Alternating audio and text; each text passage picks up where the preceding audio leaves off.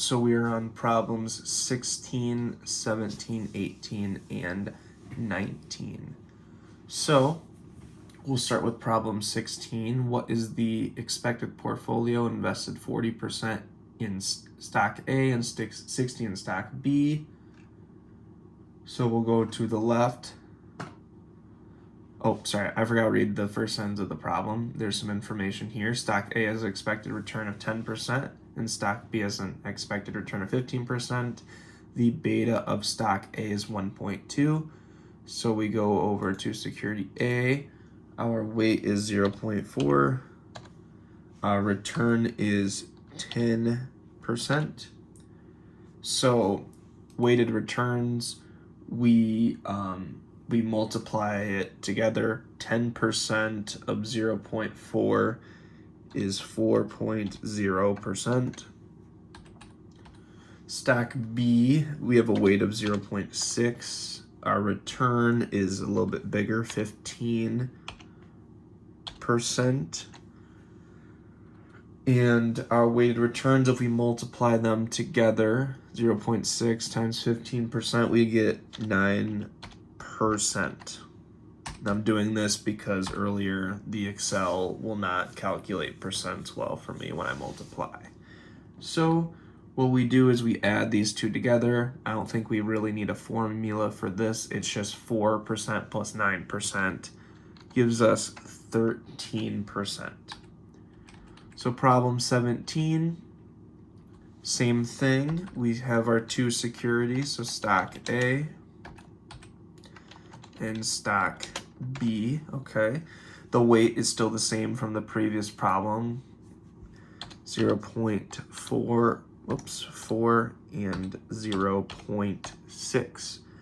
Our beta is, oh wait, I forgot to read 17, sorry. If you want the overall portfolio indicating 16 to be risky as the market, what is the beta of stock B? So we're trying to find the stock B. We know that stock A's beta is 1.2. And that gives us, if we multiply those together, it gives us 0.48.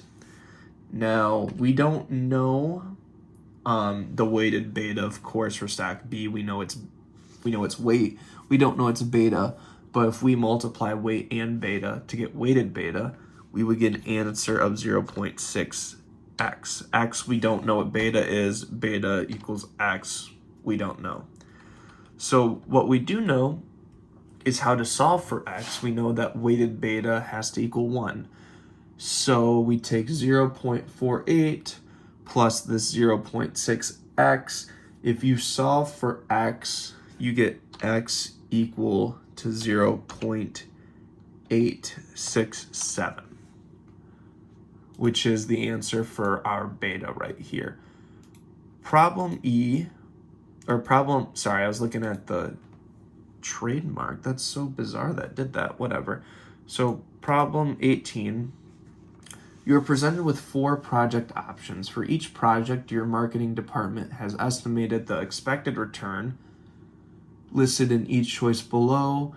You have estimated the risk of each project, i.e. beta for each project, which project's return estimated by your marketing department corresponds to the CAPM return, which we did in previous problems, using beta estimated by you. T-bills currently yield 7%, and the long-term return of the S&P 500 index is 12%. So it gives us each project, its expected return, and its beta. So we could fill that information in. So project A, let me find my cursor real quick. Project A, we don't know the ER. I don't know why it has the R trademark, whatever. I think I mistyped it. So we know that it's 7% for each one. So if we go down, 7%, 7%. Whoopsie, I did not mean that. Huh, that's weird. 7%, 7%, 7%. Okay. So we also know the betas from each choice of the problems that could be an answer. So we know that beta for project A is 1.3. We know the next one is 0.5. We know the next one is 1. We know the next one after that is 1.6. So the EM, which is given as, sorry about that, which is given, T-bills currently yield, yep. So each one is 12% as well. 12%, 12%, 12%, 12%. Okay. So to solve E, we did that in a previous problem, equals our RF plus our beta times our EM minus our RF. In this case, it is D18.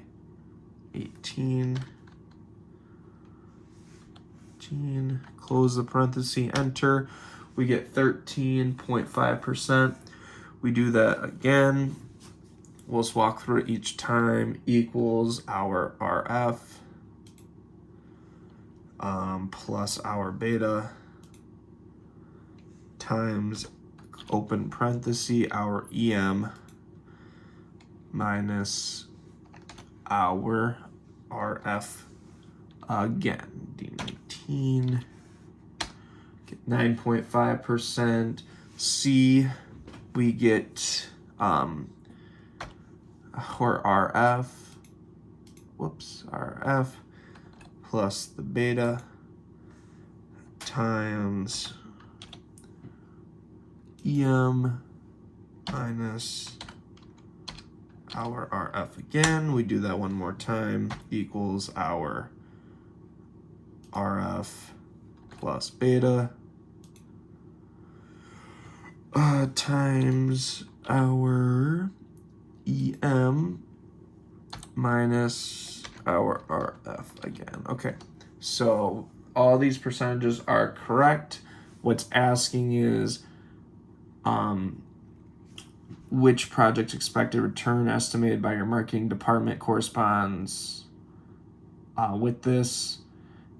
The correct answer is project C, because that gives us an expected return of 12, which is shown at the ER.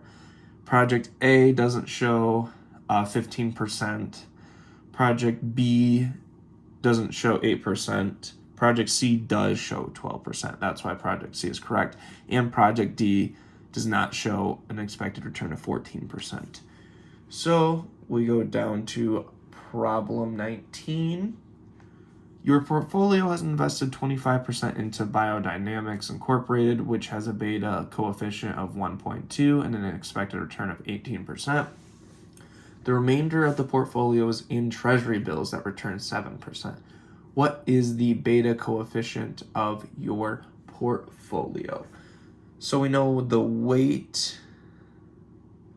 We know what the beta is for Biodynamics in this first sentence, 1.2. We know the risk-free is 0 because it's risk-free.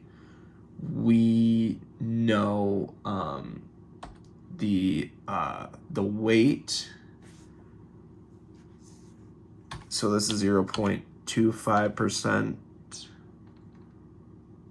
or sorry, 0.25. And we know what the risk-free has to be, which is 0.75. It has to equal 1. So then we do something similar to problem 17, where we multiply the weight and the beta to get weighted beta. So we know the first one, if we multiply those, it would be 0.3.